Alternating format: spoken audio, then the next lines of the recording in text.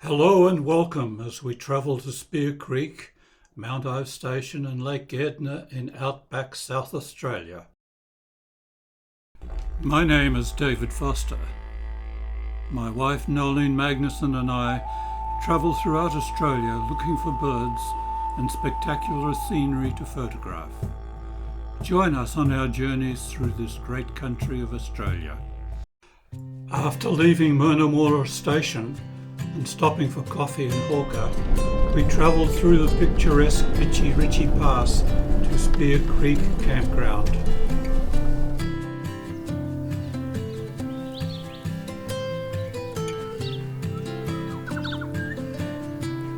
Well, after chasing fossils and looking at signs of early multicellular life on Earth 555 million years ago in the Flinders Ranges, we're in Spear Creek, not far from Port Augusta. Hopefully we're going to see a few new birds when we're here. We're here for a couple of days and it should be quite pleasant. The caravan park here is quite rustic. I think that's the best way to describe it. The powered areas is not very large, but there's a whole big area available for unpowered camping. There are lots and lots of trees and there seem to be birds flitting around nearly all the time.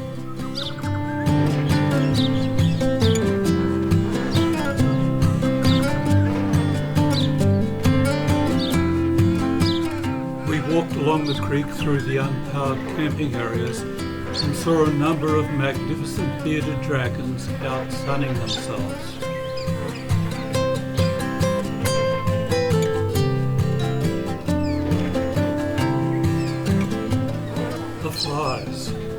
The flies were so bad it made the walk very unpleasant, and we had left our fly nets behind in the car. When it came time to hitch up the caravan, it was obvious that we had a major problem with the clutch in the car. We debated whether we should just try to get home. By the time we reached the main highway, things had worsened, and we called the roadside assistance tow truck to take us a few kilometres into Port Augusta for repairs.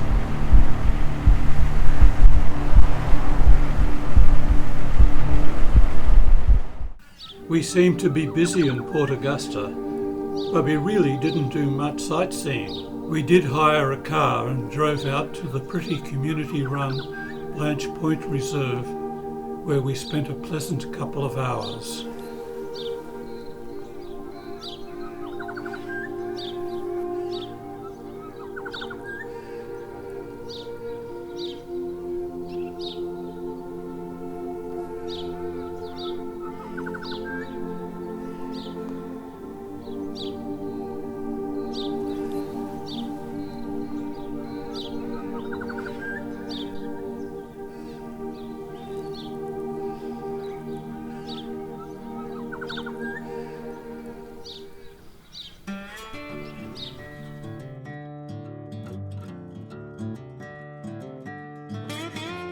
Well, here we are. We're on our way out of Port Augusta after a longer stay than planned and a very, very expensive stay, having our clutch replaced and slave cylinders replaced.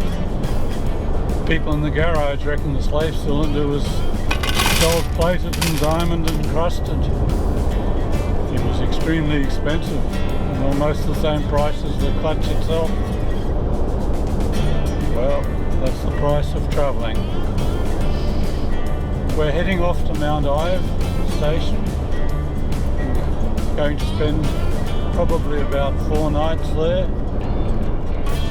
Hopefully we'll have good weather and enjoy it, and we'll get out and see some of the things and places we haven't been to before. The roads were generally in good condition, with some corrugated sections.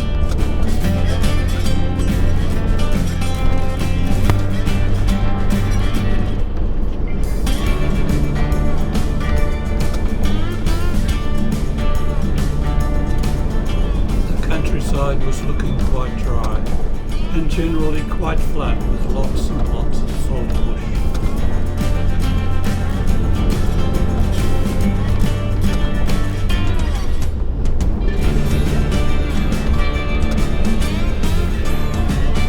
It wasn't too long before we arrived at the turn-off to Mount Ive Station. It is rather hard to miss this unique pretend submarine in the middle of the dry outback country.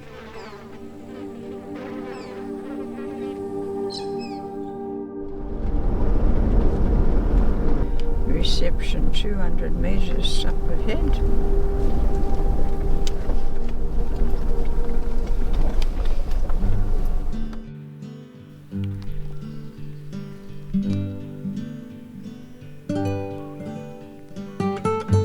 We're at Mount Ive Station. It's about halfway between Sydney and Perth. It's a working sheep station, and it also offers accommodation to tourists. And we're here because we want to go out to see Lake Gairdner, which is one of the largest salt lakes in South Australia.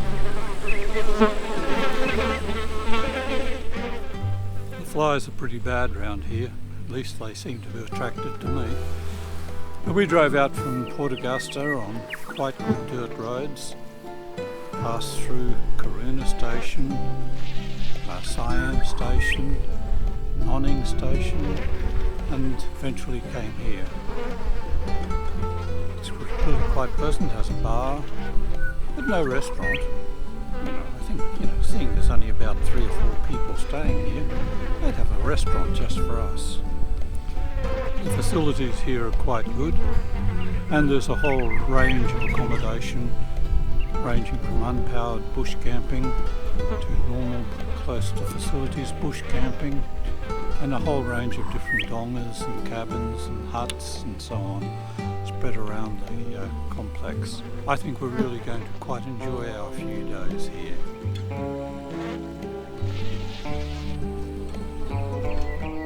Nolene was out of bed early. Still dressed in her pyjamas, she was out bird watching.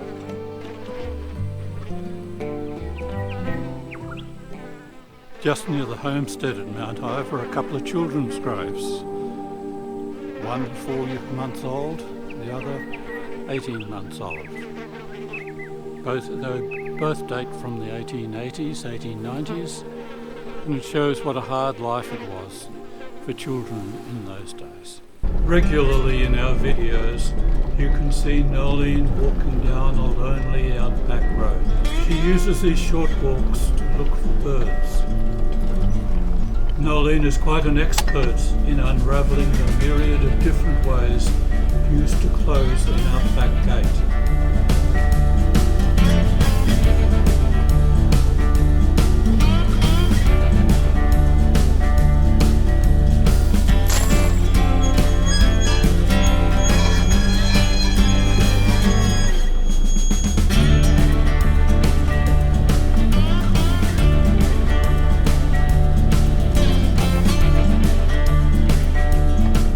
We're on our way to Lake Gairdner, one of the largest salt lakes in Australia.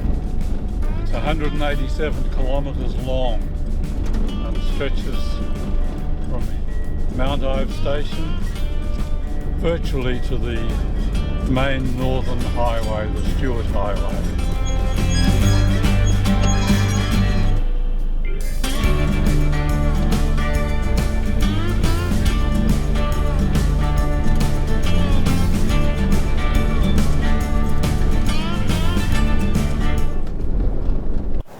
Well, we're at Lake Gairdner.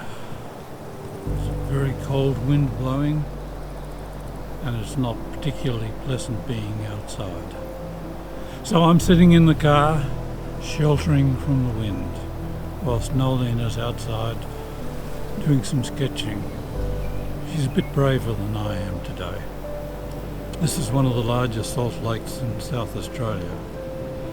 When the explorers in the 19th century were trying to make their way across the country in search of the inland sea, they kept upon coming across salt lakes, and these barred their way. It wasn't until the Aborigines showed John McDowell Stewart a route through the salt lakes and up what is now the Udnadata track, or the old Gairdner Railway, and he made his way to the coast near Darwin. Normally this lake is dry, but this year, and for the last couple of years, for most of the time, there has been a thin covering of water.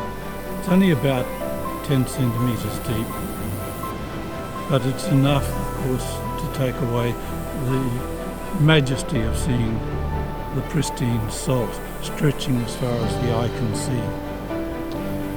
Each year, in late March or early April, they have jet car and other high-speed car racing along the lake bed here.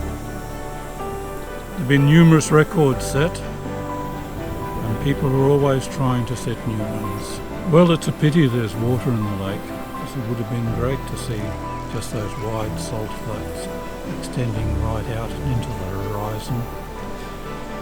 But that's travel. You don't always get things the way you want them to be. On our drive back, we detoured to visit the stone dam built in the 1890s to provide water for stock.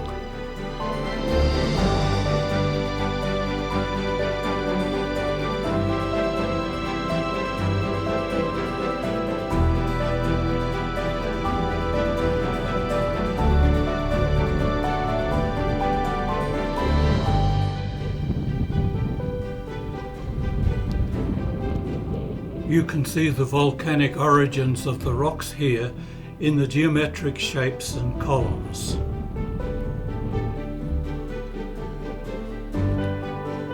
The larger sections of columns tend to be called organ pipes.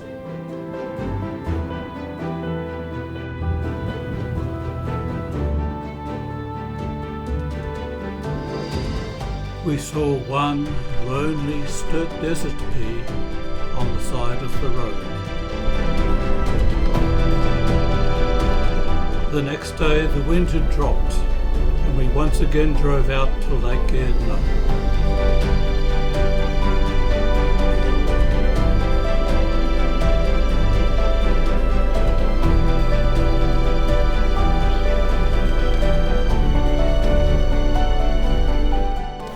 Well, we're at the Some Quality Ball.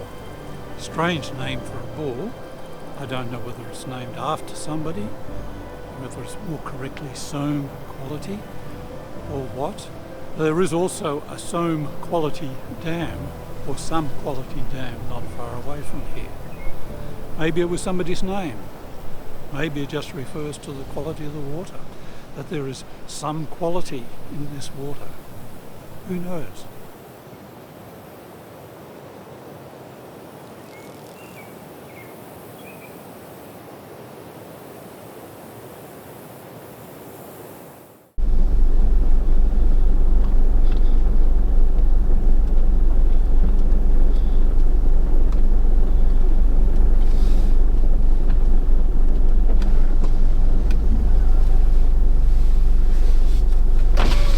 Do you want to lift, love? Yeah.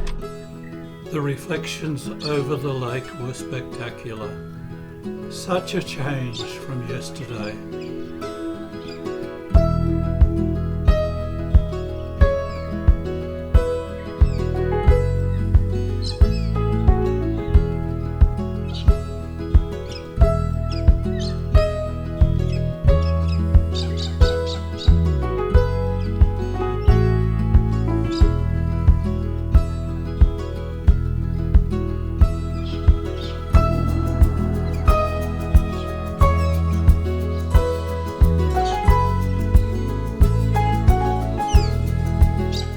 There was a large ant's nest, and I decided to take some video of the ants busily rushing back and forth. It was only a few seconds before I was being viciously attacked. I almost had to take my trousers off to get rid of them. They were vicious in the defence of their property.